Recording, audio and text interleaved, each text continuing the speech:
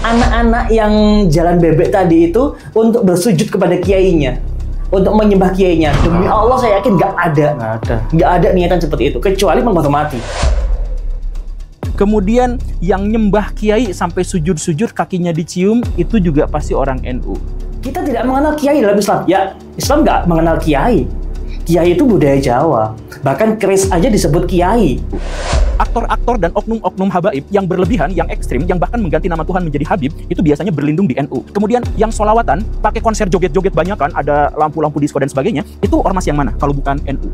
Yang kalau misalkan mau bangun masjid itu sampai ngemis-ngemis di pinggir jalan, bahkan ngemis-ngemis di YouTube, itu semuanya siapa? Itu juga biasanya adalah orang-orang NU. Video viral yang dibuat oleh Trans7 menyentil pesantren dan ada berbagai macam reaksi. Salah satunya dari Guru Gembul. Terus terang, saya agak sedikit gimana gitu ketika Guru Gembul itu ngomong. Di konten ini, saya akan memanfaatkan konten saya untuk menjawab dari argumentasi beliau tentang pesantren yang dia anggap agak sedikit negatif. Trans7, TV gede nih, TV besar.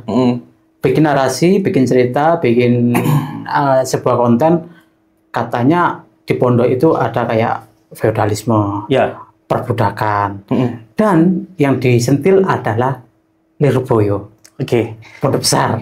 Dengan narasi yang sama, saya teringat kalimat ini pernah viral juga sebelum tahun 1948. Diviralkan sama PKI. Dia mengatakan, Kiai adalah kaum borjuis, di mana santrinya itu dijadikan budak untuk mengelola sawah-sawah dia, sehingga Kiai tadi itu semakin kaya. Kaum borjuis. Borjuis. Dan kalimat ini saat itu betul-betul memecah kita orang Islam. Dan narasi yang sama saat ini dibangun untuk memecah belah kita. Berarti apakah narasi yang dibuat oleh Trans7 tadi termasuk bagian dari pola pikir atau PKI yang dulu terus terungkap lagi sekarang? Saya kurang tahu. Tapi yang jelas strukturnya sama. Konsepnya sama. Konsepnya sama. Dan mereka gini. Dan mereka mencoba memecah kita melalui hal yang baru ya. Kalau yang lama kita dipecah belah oleh agama. Ya kan? Dengan framing orang koruptor itu agamanya apa? Islam. Pencuri itu agamanya apa? Islam. Orang yang suka memperkosa, suka kawin 2-3, agamanya apa? Islam. Kita pahami, kita betul-betul sadari tentang semua itu. Orang ketika tertangkap korupsi, KPK dicek agamanya Islam. Kita sadari, iya, mereka Islam. Tapi apakah dengan itu Islam menjadi hal yang salah? Menjadi hal yang negatif? Karena hal yang mayoritas di Indonesia itu adalah Islam. Paling banyak itu Islam. Tapi apakah ini bisa menjadikan sebuah gambaran umum bahwa Islam itu pencuri, maling, pemerkosa, dan sebagainya? Kan nggak bisa. Iya, betul. Dengan framing yang seperti ini, kita sendiri mulai sadar nih. Masing-masing dari kita, masyarakat mulai sadar. Oh, ternyata framing agama itu nggak bisa dibawa-bawa. Ketika kita mulai tanya nih, tentang artis gitu ya. Artis agamanya apa gitu kan? Ngapain tanya tentang agama gitu loh. Betul. Ngapain? Iya. Kemudian ketika ada orang gitu ya tentang apa gitu dia berbuat salah, kita nanya agama. Kan banyak tuh netizen yang mulai mengcounter. Ngapain nanyain agama? Untuk apa itu? Untuk apa? Iya, betul. Framing seperti itu mulai gagal. Dan sekarang mulai diframingkan tentang pemecah belahan dengan adanya istilah Muhammadiyah dan NU. Berarti konsepnya beda lagi nih. Konsepnya mulai dibedakan lagi. Dengan kejadian di Trans7, mengarahnya ke sini nih, mengarahnya kalau pesantren itu kolot, kemudian memberi makan itu dengan cara dilempar, kemudian ketika kita mau salib itu harus jalan bebek terlebih dahulu, kemudian banyak hal-hal yang negatif, ada kiai yang menyetubuhi santriwatinya, betul. ada Gus anak kiai yang seperti itu gitu kan. Framingnya itu NU. Sementara boarding school, pondok modern itu dianggap Muhammadiyah.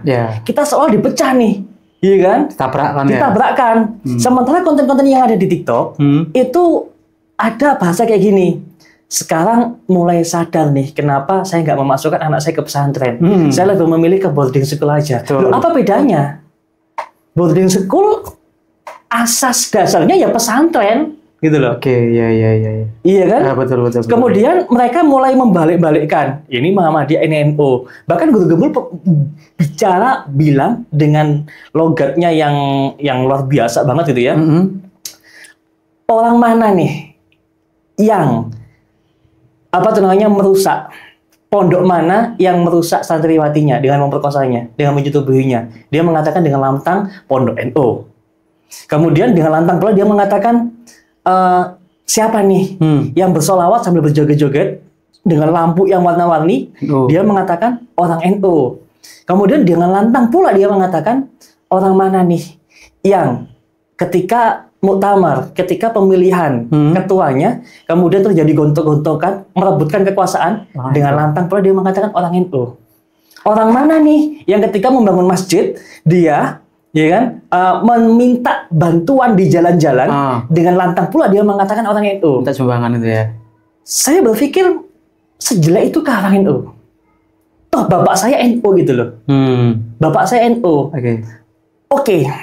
Dengan fenomena yang tadi itu saya sadar, ya orang NU memang seperti itu. Tapi ada loh orang NU yang nggak kayak gitu itu. Kita harus melihat dari sisi dasarnya, Mas. Kita harus melihat dari sisi utuh secara keseluruhan. Berarti nggak bisa disamaratakan semuanya? Nggak bisa.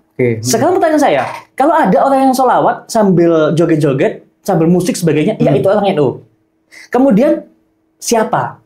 Orang yang bersholawat sambil berdiri, kemudian dia sambil berdoa kayak gini, khusyuk, sambil menangis, merindukan Nabi. Beda NU juga. NU juga. Betul.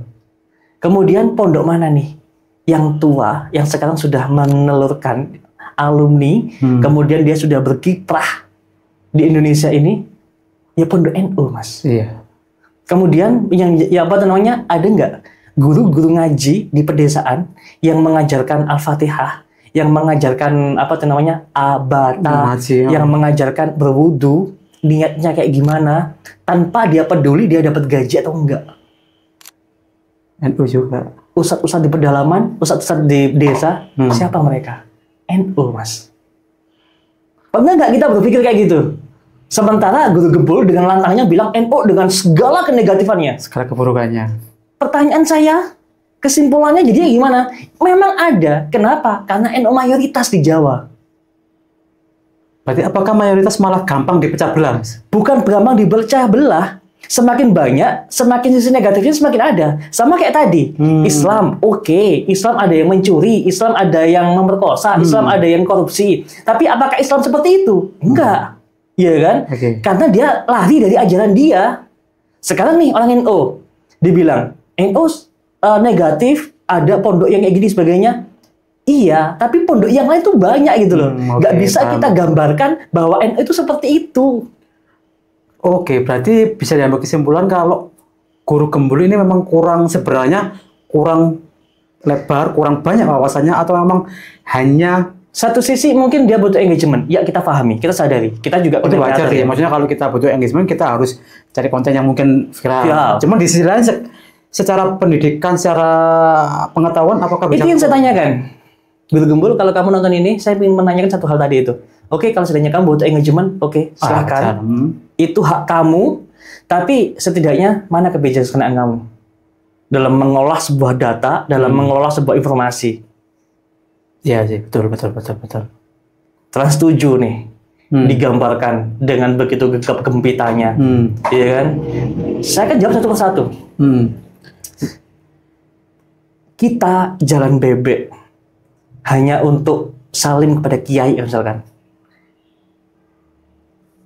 Sejarah dia menjadi kiai itu paham nggak kamu? Sejarah dia jadi kiai, sejarah dia mendirikan pondok. Pondok pesantren itu dulunya itu ya orang yang pintar, dia nggak buka apa-apa di musola, mungkin buat pengajian kecil-kecilan.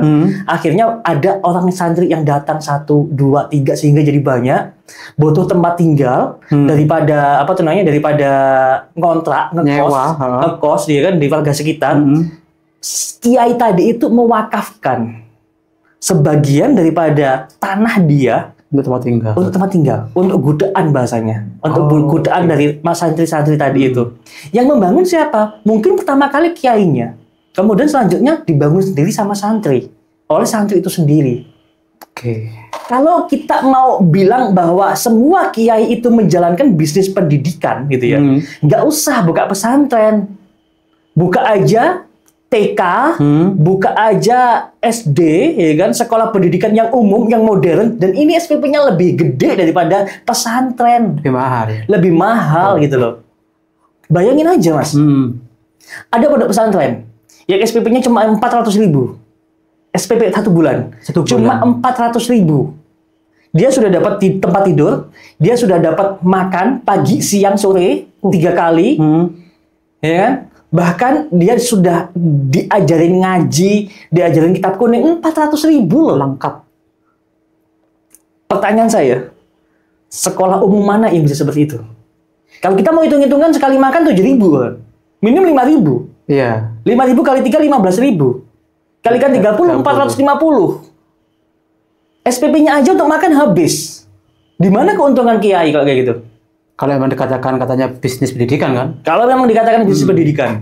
Sekarang Guru Gembul dengan lantangnya bilang kiai itu udah kaya. Pertanyaan saya, emang kiai itu harus miskin?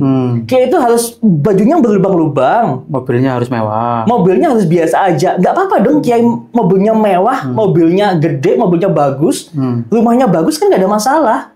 Toh satu sisi dia sudah mewakafkan tanah-tanah dia yang lain gitu loh. Tanah-tanah dia yang sudah diwakafin semuanya, dia tidak mencari hidup dari situ semuanya. Sekarang gampangnya gini mas, apakah orang kaya itu dengan mudah jadi kiai? Saya bilang lebih mudah. Dia lebih punya privilege daripada kita orang miskin. Betul. Iya kan? Kita misalkan orang miskin nih, jangankan mau belajar baca kitab, jangankan belajar bahasa Arab gitu ya. Untuk makan besok aja kita masih berpikir gitu loh. Masih pusing. Masih pusing.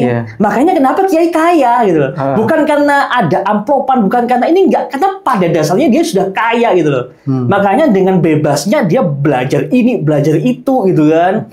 Karena dia sudah kaya, tapi dalam kekayaannya dia nggak berpikir tentang dunianya.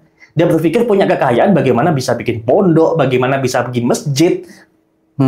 Paham maksud saya mas? Paham. Dan ini yang disentil sama dia.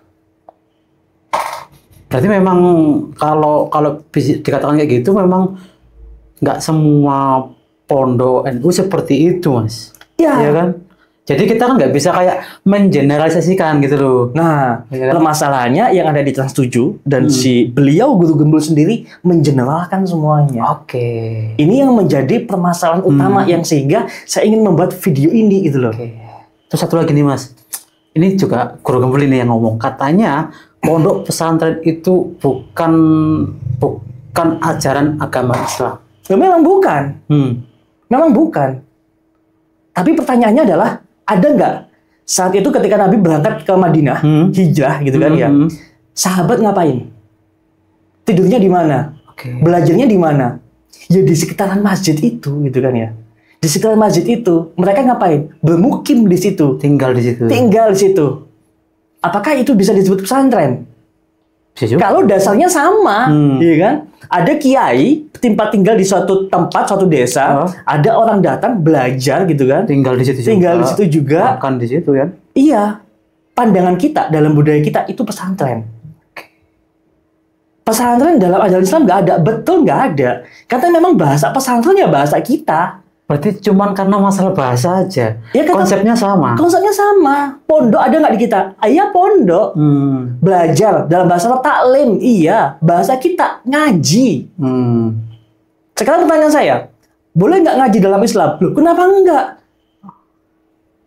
Dalam bahasa Islam mereka tidak mengenal istilah ngaji, tidak mengenal istilah belajar.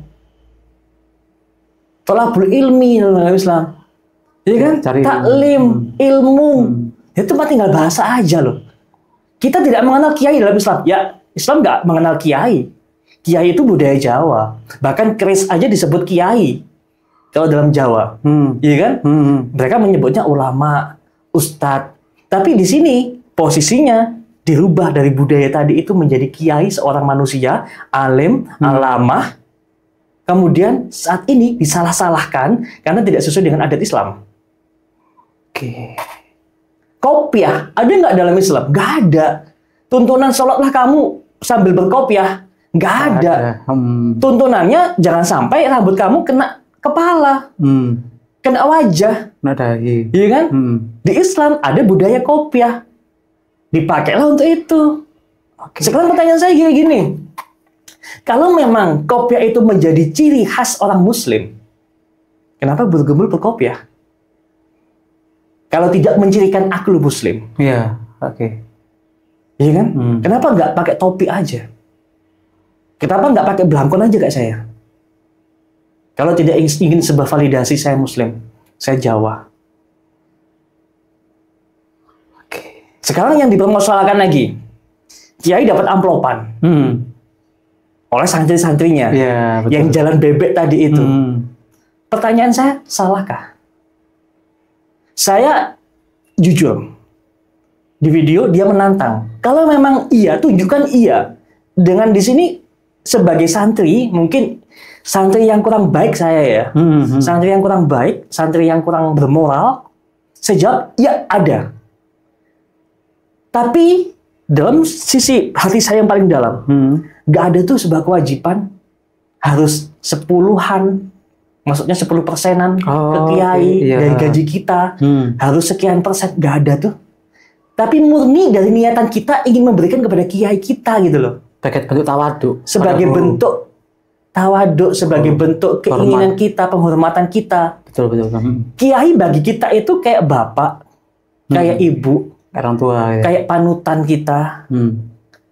Ketika kiai membutuhkan sesuatu, dia mengatakan A, misalkan, kita ingin membantu beliau. Kita ingin berjalan bersama beliau. Kita punya nih uang 1 juta misalkan. Ketika kita sowan ke kiai, kita kasih amplop 100.000 mungkin, 50.000 mungkin. Dan kiainya pun juga nggak pernah target Minta. Iya kan? Kecuali ada nilai pendidikan di dalamnya. Okay. Contoh, ada kiai yang yang target, udah kamu kesini uang kamu 10.000 gitu, atau berapa 100.000 gitu ya. Satu sisi dia bilang seperti itu, tapi di lain hal, di lain waktu dia ngomong cerita nih. Ternyata dia minta seperti itu untuk mendidik santrinya. Oke. Biar dia pondoknya. Biar dia gemar bersedekah. Biar dia gemar memberikan rezeki dan sebagainya. Loh, ini juga dicontohkan sama Nabi loh. Oke. Mas ingat cerita ketika Nabi habis sholat Isya saat itu ada seorang tamu datang gitu kan. Kemudian orang-orang kaya di situ biasa ya. Kalau kata Kusbaha, orang kaya itu kalau habis sholat Isya pasti dia langsung pulang. Nggak jagongan gitu kan. Hanya orang miskin kata Kusbaha yang habis sholat Isya jagongan di musola. Ya kan? Nah, saat itu terjadi zaman Nabi. Ada tamu, Nabi bilang, "Siapa yang mau menjamu tamu saya?"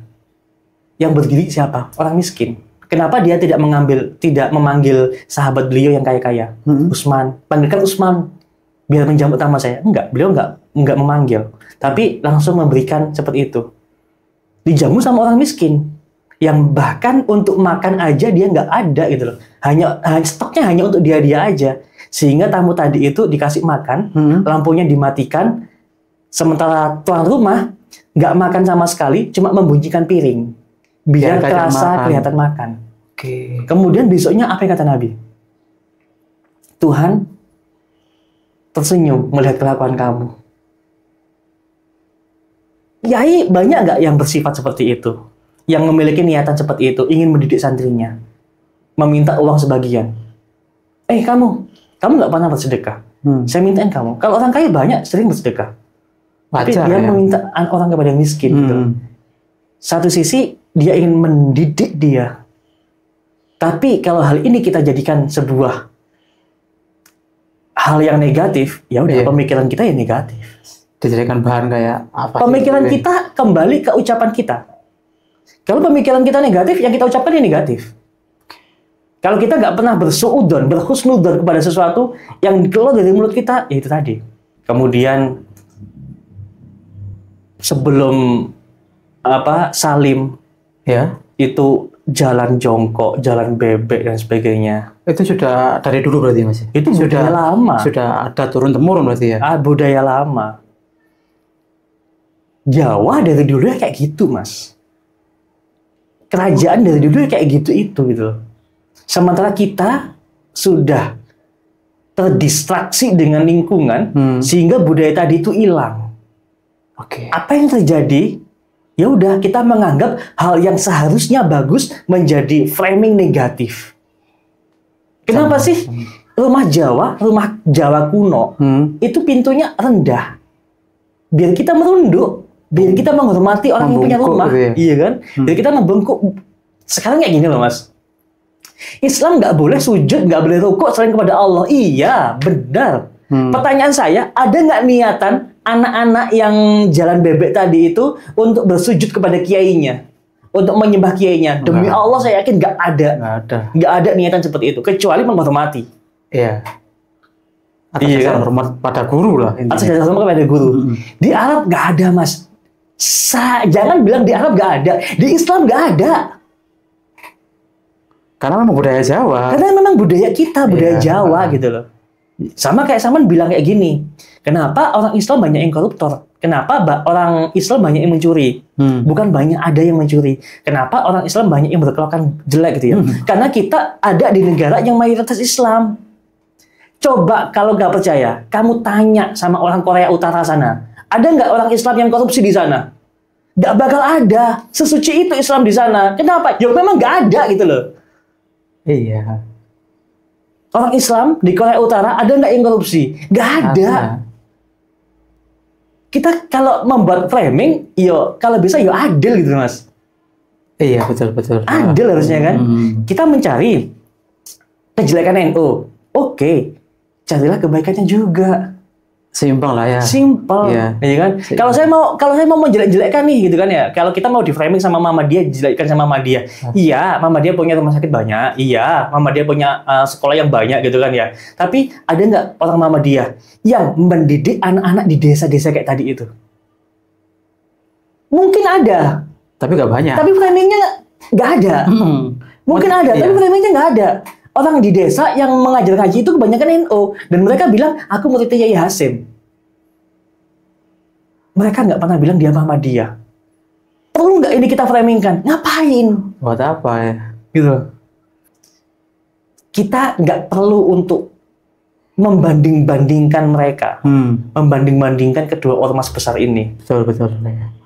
Ngapain? Iya, untuk apa namanya? Pertanyaan saya, siapa kita gitu loh? Kecuali kita kiai yang hafal ribuan hadis, yang menguasai beberapa kitab gitu kan, menyalahkan, kok harusnya pakai kunut, salah kayak ini sebagainya. Wajar lah ya. Wajar, kita udah kiai gitu kan, udah gede gitu ya. Betul. Pertanyaan kita itu loh baru paham hadis 1, 2, 3 gitu kan. Paling-paling yang kita pahami doa gitu kan.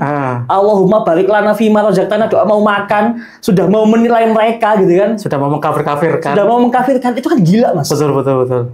Ya kan? Iya. Yang mungkin kopeh cuma di kepala. Nggak paham kitab-kitab yang luar biasa di pesantren-pesantren itu, dengan gampangnya mengatakan Kiai NU itu SDM-nya rendah. Padahal dia sendiri nggak paham apa itu Jurumiyah. Iya, belum tentu tahu kan? Iya kan? Apa itu Fathul Qorib, apa itu Fathul Mu'in, apa itu Alfiyah. Nggak paham tentang itu semuanya, dengan gampang mengatakan SDM Kiai Pondok itu SDM-nya rendah. Gila saya. Itu luar biasa gila itu. Itu sudah bukan kurang ajar, udah gila maksudnya. Saya kayak gini loh. Kalau kamu tidak di level itu, sadari. Nggak usah menilai. Nggak usah ikut-ikut. Nggak usah ikut-ikut, minimal. Nggak usah ikut-ikut minimal. Nggak usah bikin konten macam-macam. Bikin konten tentang kucing aja cukup gitu kan. Ini karena tentang Mas. Saya tuh greget Saya tuh menggreget. Jadi saya nggak punya media apapun kecuali media ini. Makanya saya ingin speak up di media ini gitu loh. Oke, ya. Soalnya simpel lagi. Membandingkan ini saya agak gedem-gedem gitu ya. Ada konten di TikTok itu, kalau saya punya anak, saya tidak akan pernah memasukkan anak saya di pesantren. Lagi rame tuh. Lebih baik ke boarding school aja. Iya. Ini seolah-olah, ini saya takutnya ya, ini mereka memang betul. Framingnya nggak Muhammadiyah KNU. Muhammadiyah KNU itu di framing sama Guru Gembul. Oke. Itu dia sudah memframing macam-macam kayak gitu ya. Oke, saya jawab tadi sudah. Boarding school sama pesantren itu pada dasarnya sama. Yang membedakan kalau di pesantren dia lebih menonjol di pendidikan itunya di pembelajaran kitabnya. Kitab, oke. Mungkin untuk nahwu mereka menggunakan jurumiyah, imriti, kemudian masuk ke alfiyah dan sebagainya. Kemudian untuk kitabnya biasanya diawali dengan taklimul muta'alim, fathul qorib, tangkihul qaul, lanjut nanti ke ke beberapa kitab macam-macam. Ya kan? Sementara biasanya di pondok modern nggak sekompleks itu. Mereka hanya mengajarkan nahwunya aja menggunakan nahwul wadih. Nahwu yang jelas, cepat, singkat gitu aja. Oke. Baru tahu nih aku yang konsep di boarding school ini. Iya, pembelajarannya memang lebih singkat, lebih simpel. Jadi mereka kalau di kalau di pesantren gitu ya, kita diajar lebih detail. Betul. Contohnya kayak bahasa Arab itu aja ya, bahasa Arab itu aja ya. Jurumiyah sama sama alfiyah sama nggak? Sama. Dasarnya jurumiyah, lanjutannya nanti ke alfiyah. Atau mungkin ke beberapa kitab yang lain. Tapi kalau di pondok modern atau boarding school nggak diajarin. Diajarinnya ya nahwul wadih. Mungkin ada sebuah, misalkan kayak gini. Kayak sebuah definisi. Di jurumiyah ini A gitu ya. Di kitab lanjutannya berubah lagi. Tapi sebetulnya satu karakter yang sama, cuma lebih pendalaman aja. Kalau di nahwul wadih enggak. Satu definisi ya cuma satu cumaan. Lebih mempercepat. Sementara untuk kitab-kitab yang lain nggak diajarkan. Misalkan kayak kitab-kitab yang tinggi kayak Fathul Mu'in, Fathul Qorib itu nggak ada. Adanya cuma fikih, akidah, gitu-gitu aja. Berarti bisa dikatakan secara umum aja, Mas? Secara umum, iya kan. Dan memang kalau pondok modern, boarding school, itu lebih pendalaman ke pendidikan karakternya, keorganisasiannya, karakter, kemudian kedisiplinan, dan sebagainya. Kedisiplinan, karakter, keorganisasian, makanya mereka lebih tertata lebih ketata hidupnya gitu kan. Untuk masalah kitab gimana? Semua pondok modern mengakui kok pesantren itu kalau memang pondok masalah kitab lebih jos kok, lebih bagus kok. Yang pesantren biasa gitu ya? Iya, pesantren NU yang ngajinya kitab kuning sebagainya itu lebih bagus kok masalah kitab. Tapi di satu sisi mereka nggak pernah menjelek-jelekan tuh, nggak pernah bikin statement yang aneh-aneh gitu kan? Nggak pernah bikin statement yang aneh-aneh. Ngapain kamu ngaji kitab ini gitu kan? Kalau dengan ini aja kamu sudah bisa. Loh ngapain goblok itu Mas ya? Contoh kecil gini Mas. Buat apa itu loh? Iya, buat apa? Misalnya gini loh. Ngapain kamu belajar imriti? Kalau jurumiyah aja kamu udah bisa. Kan lucu gitu loh. Kan lucu ya kan ya? Ngapain kamu belajar imriti kalau dengan jurumiyah aja kamu bisa? Enggak. Kalau bagi orang yang pesantren, orang salaf, bahasanya orang salaf, orang-orang yang pesantrennya NU tadi itu, ya enggak, ya pelajari semuanya. Kalau perlu hafalin semuanya. Biar tahu semuanya. Biar tahu semuanya. Biar jadinya nggak cuma tahu itu toh gitu loh ya. Nggak cuma tahu itu toh. Iya, betul-betul. Makanya kebanyakan memang kiai-kiai NU itu secara pengetahuan, ilmu dan sebagainya itu kompleks. Cerdas. Dia menjawab pertanyaan A gitu ya, akhirnya bisa melebar kemana-mana. Jadi bisa menghasilkan pandangan baru, pengertian baru juga. Ya, karena memang dia punya pemahaman itu gitu. Betul-betul. Contoh yang simpel kayak gini. Di pondok pesantren modern, gitu kan ya, mereka nggak diajarin taklimul muta'alim memang. Nggak diajarin taklimul muta'alim. Bagaimana sikap kita kepada guru ya? Iya. Bagaimana cara kita mencari ilmu, hormat dengan guru sebagainya, nggak ada. Itu nggak ada. Cuma mereka biasanya ada istilah mahfudhot, istilah hidup gitu ya, kata-kata hidup, motivasi dan sebagainya. Dan kebanyakan atau ada sebagian diambil dari kitab-kitab tadi, kayak taklimul muta'alim diambil. Diajarkan, tapi nggak diajarkan kitabnya secara keseluruhan. Cuma ada beberapa poin-poin yang diambil dari situ. Dicomot gitu. Iya. Terus sampaikan. Contoh simpel kayak saya pernah ketika belajar di pondok modern itu ada sebuah mahfudhot kata-kata gitu ya dari Imam Syafi'i. Ala katanalul ilma illa bisitatin saumbi ka'anafti bihali bayanin. Bakaun lahir sun wajtihadun adilapun dan sebagainya. Itu kalau di taklim muta'alim itu jadikan lagu kan? Betul. Ala tanalul ilm. Betul. Jadi lagu gitu kan ya. Tapi kalau di pondok itu enggak langsung ke aplikasi. Kamu tidak akan dapat ilmu kalau kamu enggak mengamalkan nama perkara ini gitu. Langsung kayak gitu loh. Dan ini diambilkan. Beda kan cuma itu aja. Tapi secara fundamental harusnya kekuatan yang pondok pesantren biasa, Mas, yang salaf tadi. Secara fundamental, iya kan? Karena mereka lebih paham keseluruhan. Betul. Tapi perlu kita ingat, pondok modern ada keorganisasian di situ, ada kerapihan di situ, ada kedisiplinan di situ. Oke, berarti mungkin mereka saling mengisi, saling mempelajari mungkin ya. Itulah. Iya, paham. Kalau memang kita pernah masuk di pondok pesantren, kemudian masuk di pondok modern, itu tahu tuh yang mengisi yang mana, yang kurang yang mana gitu loh. Iya. Nah, sekarang semua itu dibenturin, Mas. Sama orang-orang yang mungkin nggak penting gitu ya. Iya kan?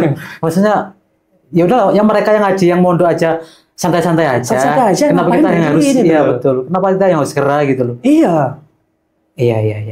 Hanya dengan framing, ya tadi itu saya bilang, saya kalau ingat framing tadi itu ingat PKI saya.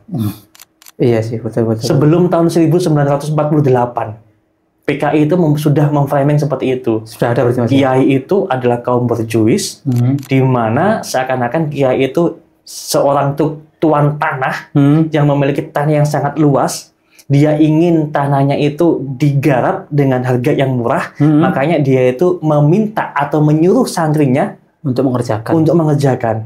Istilahnya memperbudak santrinya.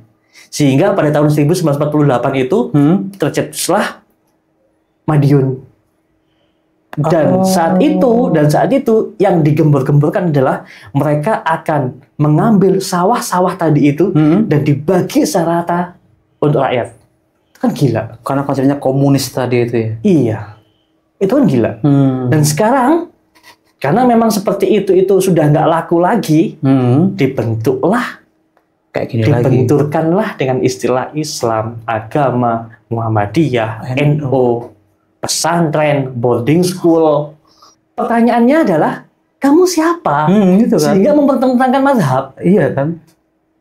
Kan itu juga masih apa ya? Masih sering juga itu. Nah ya, pertanyaan saya sama. Kamu siapa? Apakah kamu lebih bagus daripada mazhab tadi itu, daripada Imam Syafi'i, Abu Hanifah dan sebagainya?